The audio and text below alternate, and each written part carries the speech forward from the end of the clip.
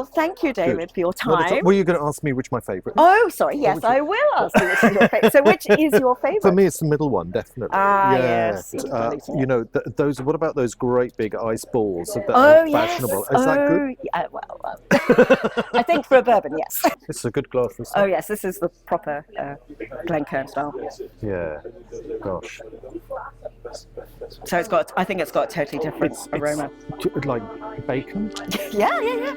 I think they like to have a note of it. Whisky High Notes, the classical music and whiskey podcast you never realised you needed, live from the Three Choirs Festival.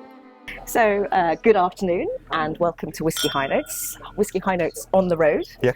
And today we are in the festival bar at the Three Choirs Festival. So there is still Gloucester Cathedral somewhere in the background, but today we're at 19 bars who put on the wonderful bar that's here the whole week at the Three Choirs Festival.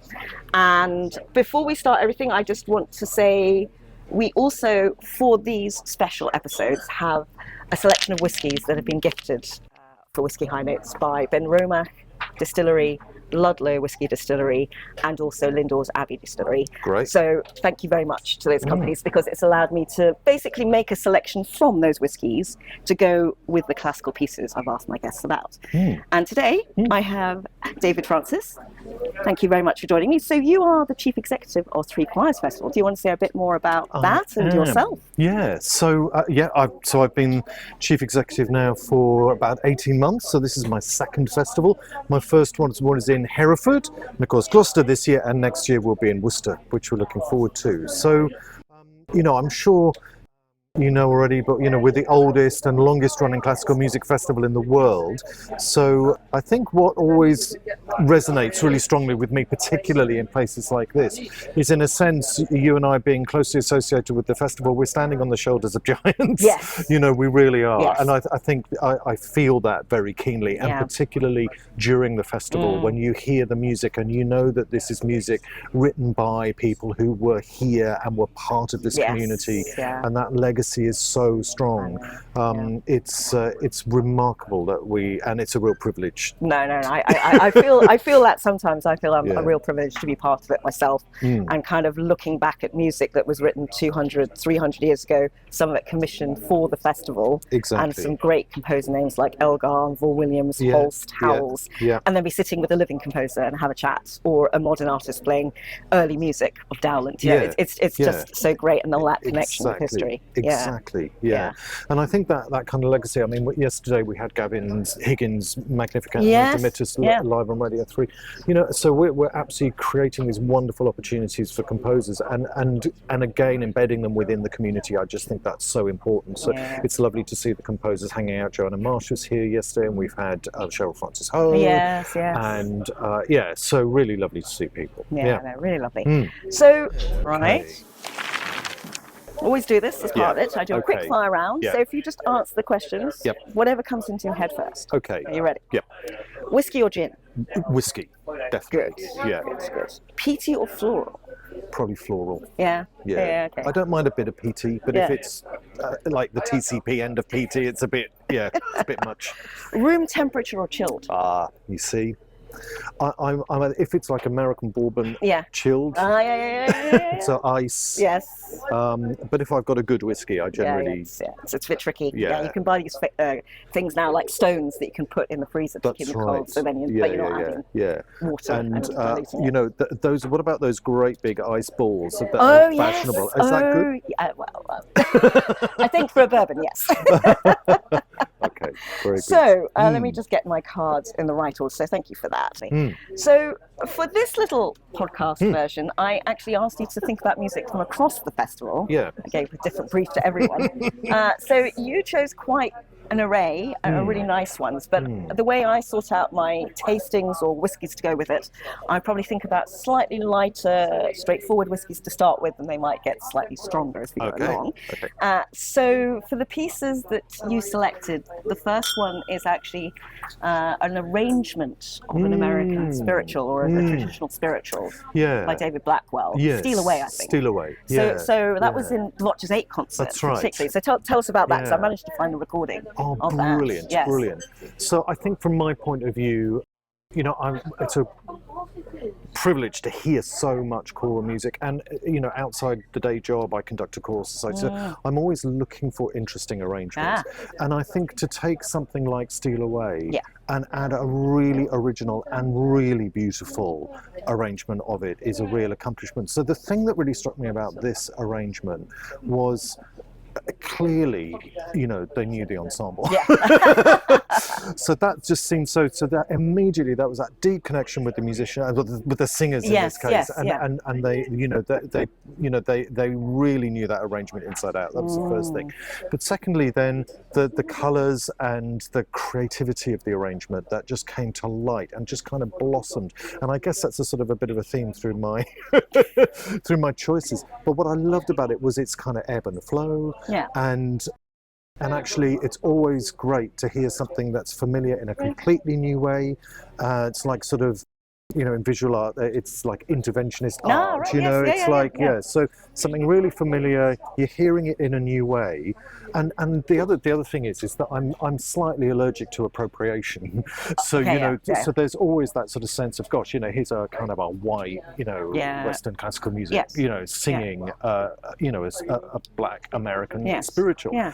And so you kind of think, I wonder how that's going to go. But actually, I just thought it was dealt with really beautifully. I mean, it sounds so beautiful. I mean, there is something about the Voces 8 sound that is so pure. They are so together and in sync when they sing. You just really feel that, whether it's recorded or live. And really present live. And then there is something so simple in some ways about the arrangement. They haven't over-embellished it in any way. And so there it feels quite pure. So and it worked beautifully in that acoustic. So the sort of space worked really well as well.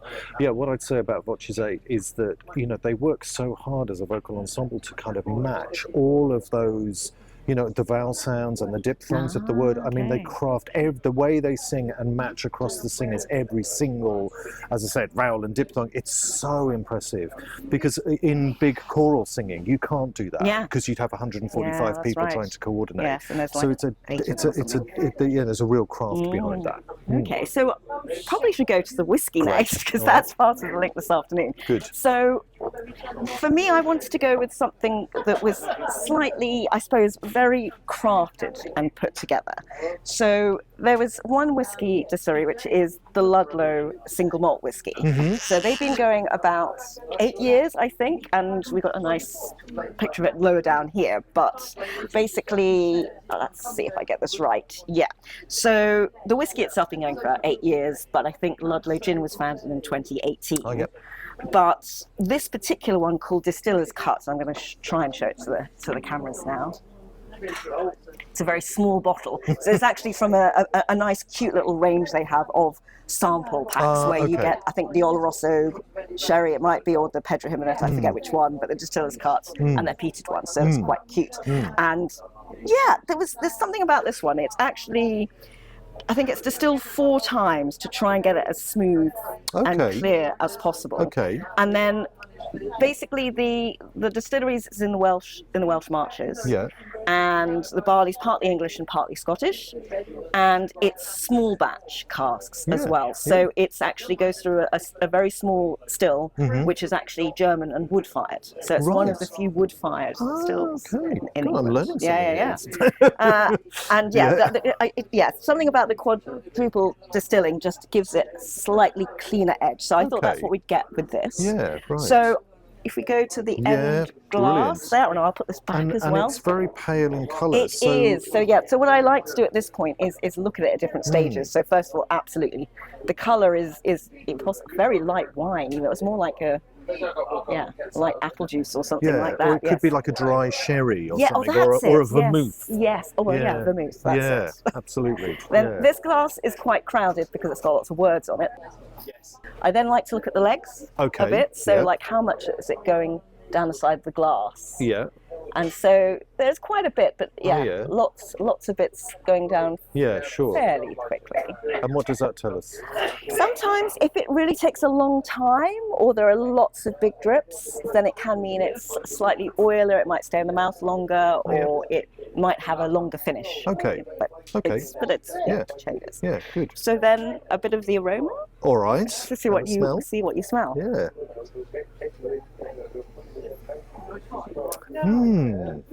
It's got... Gosh.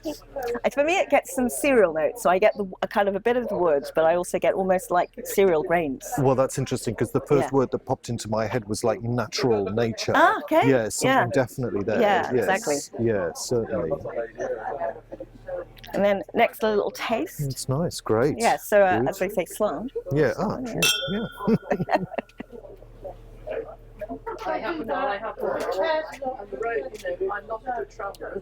Yeah, wow. So, bit of pepperiness in the start. Yeah. It's got a bit of, it's almost like, I almost kind of like, for me, sherbety. A bit like a sherbety sweet, okay. right? That's personal for me. And this is, I should say, 42% ABV. Yeah, so right. It's somewhere in the middle of all. And there is a smokiness to it. Yes, there's a little subtle smokiness. Yeah, okay. Maybe coming in from the Scotch barrel. Yeah, okay. Very nice. Yeah. It's got a spirit, as in it's quite evaporative, isn't it? Yeah. When you, Yeah. Great.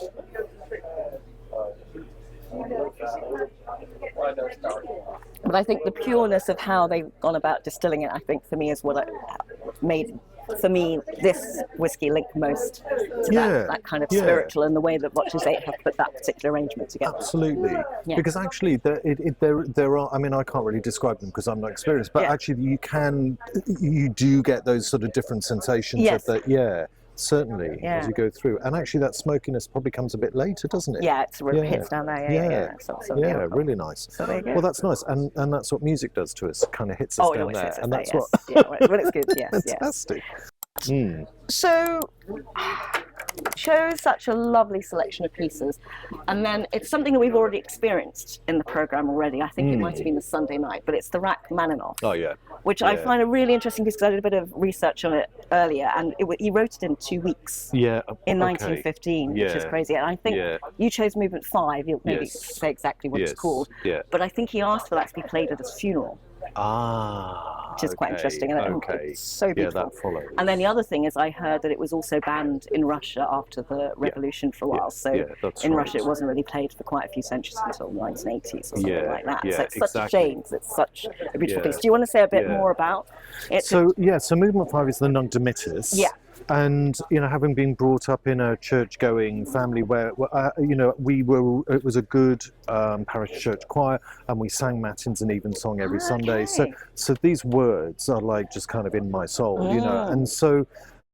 And the thing about this particular setting is, and why I chose it, again, it's this relationship between that beautiful solo tenor line, which I'm always really jealous of because I wish I had a tenor voice that could sing that, but that solo tenor line, and then the simplicity of the harmony, and then this enormous blossoming of the harmony, and then just coming back to that single voice. And it's just got such kind of perfect shape and ebb and flow again, and I think it's often overshadowed because the next movement is the kind of the most famous one. And so number 6 is the Borodé. David I'm means not going to try and pronounce Bogorodetse. But so that's the one where most big choral societies sing, and it's so well known. And it's equally beautiful, don't get me wrong, could have easily chosen it. But I think for me the Nunc Dimittis and the resonance of the words, as well as just the beauty of that solo line. And I love that in music, where you get a kind of solo voice and then something blossoms from that. And I think Rachmaninoff's a master of that, actually. Yeah, no, it was really beautiful in the cathedral the other night. Oh, yeah. So when and a very good tenor. Yes. Yeah. So when I was thinking about this, I was going for one of the whiskies I had that maybe had quite a lot of depth. Yeah. And that idea of blossoming, or the way that things bleed through different things. So I went to Lindores Abbey Distillery. So this is quite an interesting release they have called Nectere. So let me tell you a bit more about it. So this is a much stronger whiskey at 47.2%. Okay. Yeah. And it's actually a whiskey that's finished in 4 different sherries. So it's finished in Oloroso, Pedro Jimenez, Amontillado, I don't say that one right, and Palo Cortada. Yeah, right. So all 4 of it mixed together, and that's how it's been finished. So many layers of flavour, and then combined together. Yeah. And then Lindores Abbey itself has a lovely history, in that the Abbey itself, in the annals of the Exchequer, has the first mention of aquavita being made for the king from malt. Oh, so it's okay. the first mention in any kind of literature of whiskey being made. Incredible. Yes. Yeah. So they are a fairly modern distillery, but they say they're a spiritual home of whiskey. Yeah. Very good. So I'll just show the bottle to the camera again. Great. Right. So I will be very interested to see what you think of this one as well. I think, for starters, I think we can say it's this middle one. Brilliant. The colour. Yeah. Lovely. Totally different. Yeah. Isn't it? Absolutely. Yeah. So is caramel is used to colour whiskey? I believe? Not well. Sometimes I Right. think with these ones, I probably should check. And I'm not got my glasses, but Yeah. I think So this is a good example.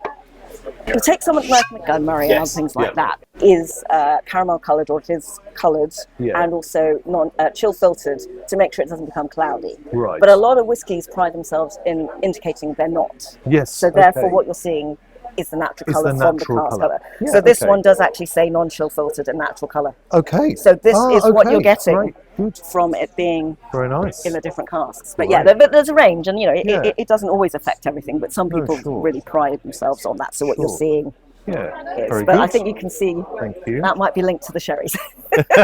Absolutely. I get that. Yeah. Yeah. And then if we're looking at the legs, I mean, I feel like this is broadly similar. I feel like a lot of the whiskies I've brought with me are, I don't know, because of the sherry, or they've got a certain sense of oiliness to them. Yeah, so they've okay. all got a bit of a finish. They're not very, very thin and very Yeah, light. no, so great. I haven't gone for fewer straightforward Speyside ones. Good. Right. So have a smell. Yeah. Yeah. So what do you pick up on the smell this time? So it's a much softer smell. I think it is much more about the sherries, or kind of I get more of a bit of a Sweeter. sweet note. You can really get the sweetness. Yeah, definitely. And a bit like I smell maybe a bit of fruits and almost like Christmas cake. Yeah, that's right. That's Something like exactly that. right. Yeah. Yeah. Yeah, And maybe a bit of very marzipan nice. as well, but that's Yeah, just, no, you're absolutely right. It's Yeah. got those qualities to it. Yeah, All good. right. Mm. All right, cheers. Yeah.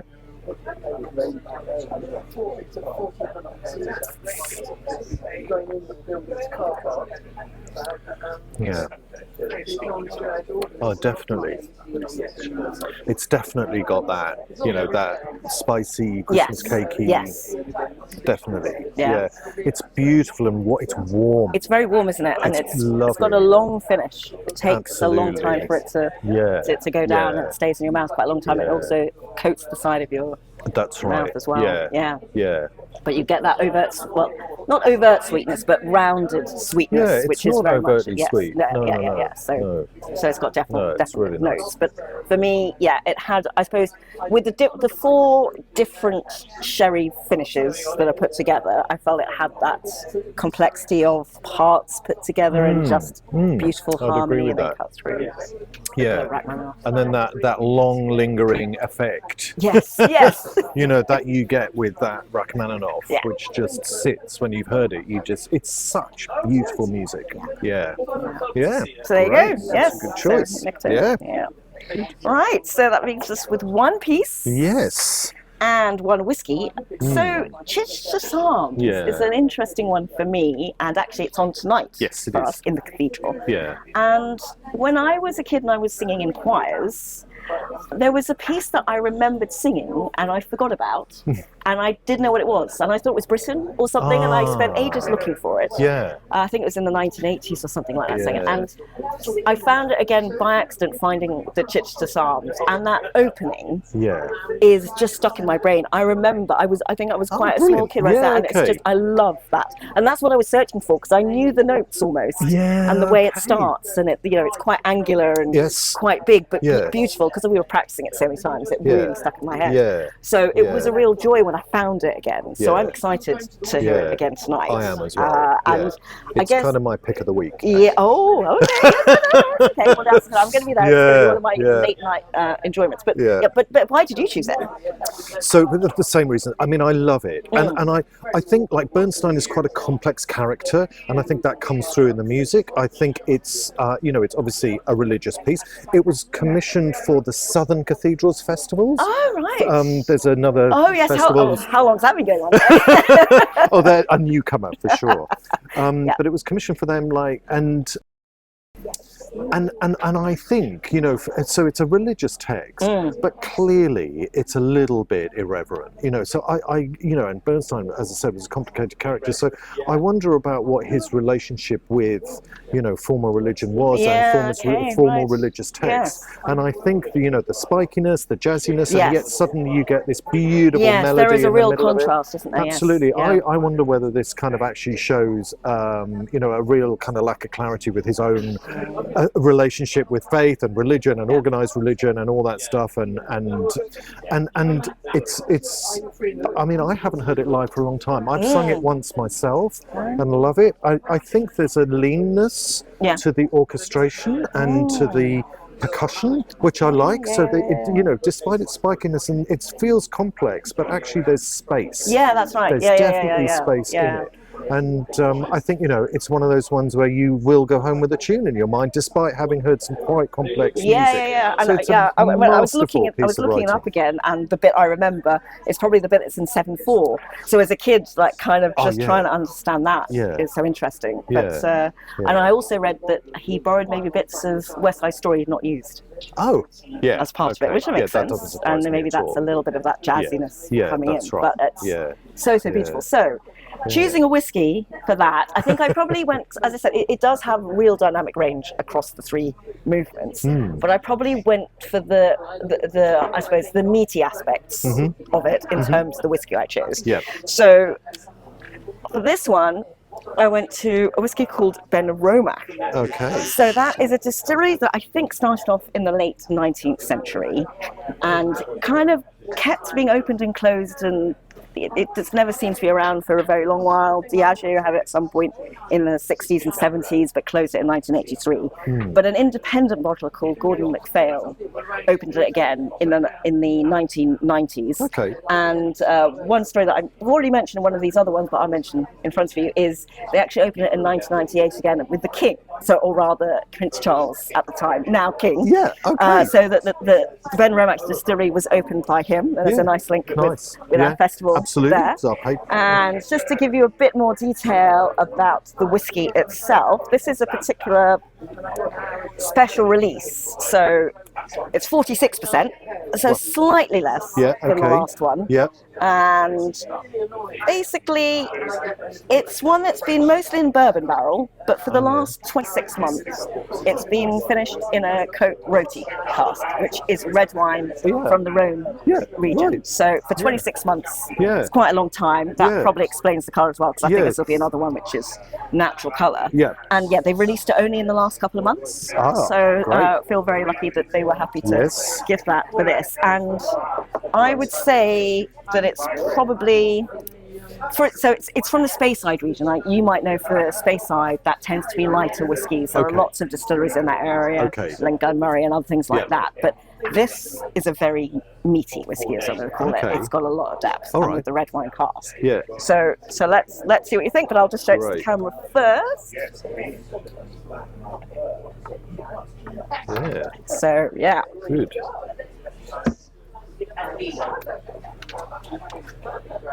So, I mean, interestingly, it is darker. Darker than the last one, just or very slightly. It's got a more orangey quality. Yes. Looking at or something. And then. Very nice. It's slow. I think it's slow. I think it's oily. So I think I think we'll get on with it. Okay. Yeah. Great. Go for a sniff. Oh yeah. Okay. This is a good glass for a sniff. Oh yes, this is the proper Glencairn style. Yeah.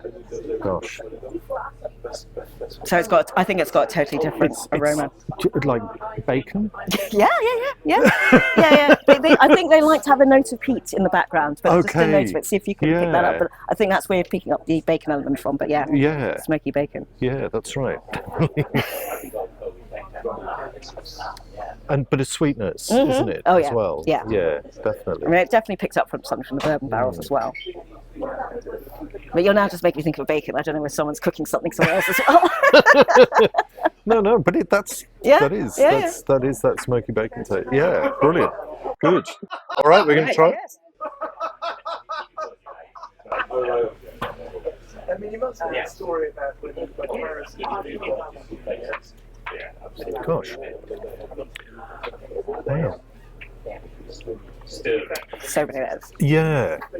So that has got that slight medicinal quality to it for me. I can, but that's not unpleasant. No. Well, I mean, I think really not. I think for me, when it comes to peaty whiskies, I can still have a little bit of medicine, but if it's packaged with a lot of other notes and flavors, and sweetness or savoury, then that's when you enjoy that part. But when it's just one note, then it's a bit tricky. But it's interesting because this one actually is slightly lighter than the last whiskey we had, but it feels stronger. Yeah. And I'm just going to have another little sip of that. Oh, one. yes. Yeah. Oh, I've got it on my nose. Oh, Yeah. Careful.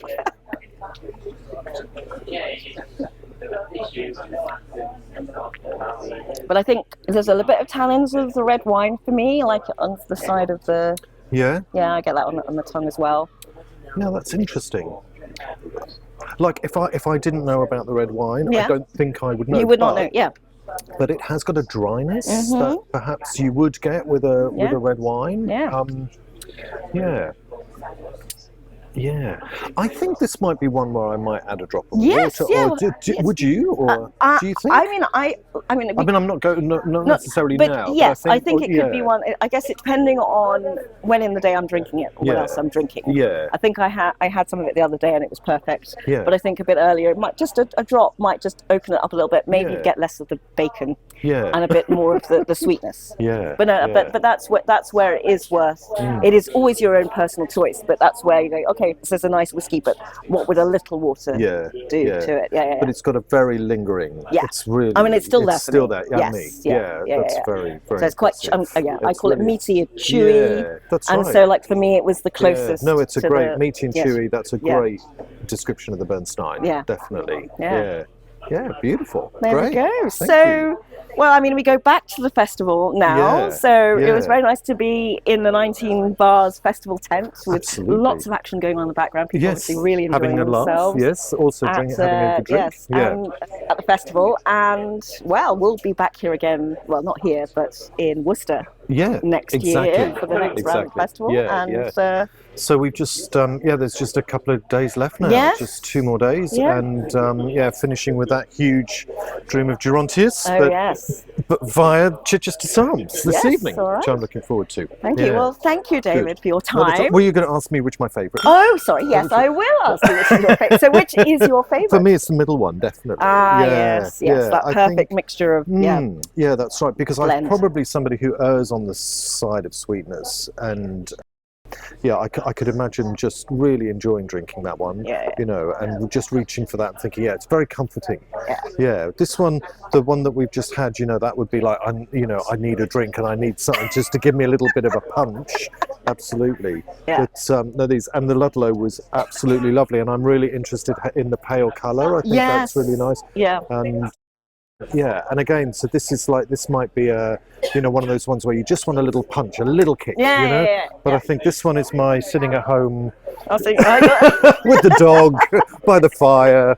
Yeah, definitely. Listening to Rachmaninoff, indeed. Yes. That couldn't be bad at all. Yes, not bad at all. Well, Brilliant. Thank you very much.